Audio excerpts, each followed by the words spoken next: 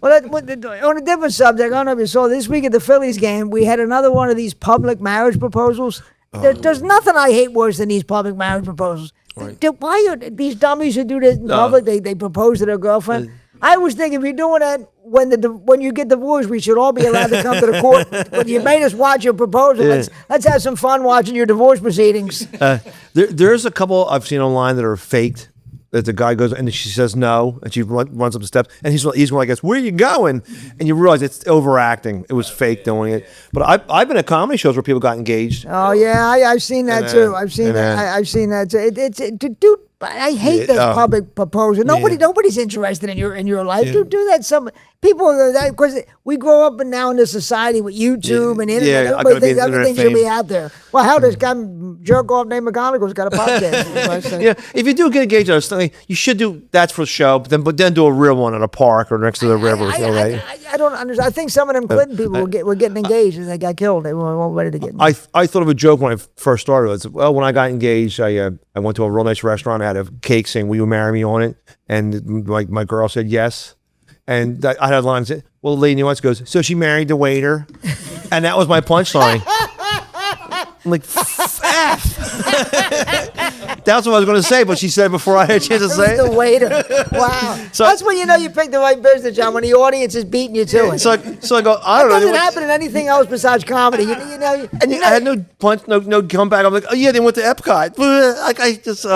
So I stopped doing it. That never, I don't get happen to a comedian. A roofer doesn't go to somebody's house and then somebody races up and does the roof before they do it. That could only happen to a comedian. Somebody could beat you to the job. We know a comedian, Jerry T, who got engaged with a really pretty girlfriend, and he worked out beforehand. He put an engagement ring in a slice of cake, so they had Sunday dinner at her house. And then she gets a piece of cake, and she goes, ugh, there's something in here. No she way. Spit a big mouthful of chewed up cake out, right? And her sister goes, no, look, there's something there. Her sister grabs the chewed up food. The sister sucks all the stuff and gives the sister, wow. right? And she goes, what's this?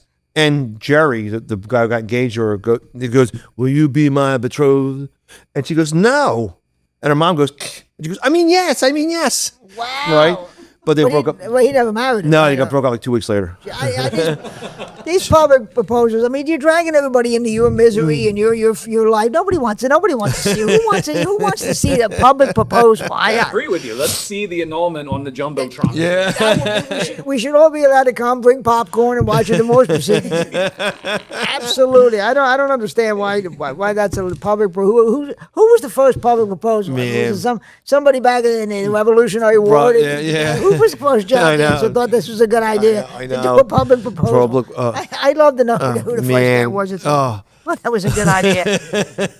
Really do fake, like you said, they fake a lot about it. It turned for the Camden River Sharks. And yes. We would fake as like the street marketing team. We would fake shit in the stands all the time. Oh, yeah. Ridiculous. I would dress up as that shark mascot. Oh, yeah. The amount of insane things. Incredible.